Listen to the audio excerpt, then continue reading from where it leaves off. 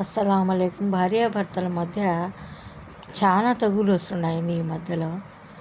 భిన్న భార్యాభర్తలు విడిపోతున్నారు. ఎందువల్ల అంటే భర్త భార్యని పట్టించుకోవడం పోవడం వలన ఇవన్నీ జరుగుతున్నాయి. భార్య తినిందా తినలేదా ఉందా పోయిందా అని మనం చూసుకుంటూ ఉండాలి.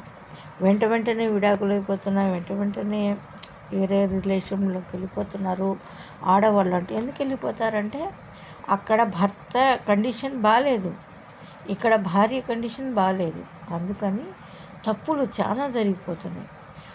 మొగోడు పోయినా భార్య దగ్గరికి వచ్చేస్తారు, కానీ ఆడది పోయిందనుకోండి ఇంకా తిరిగి రాదు.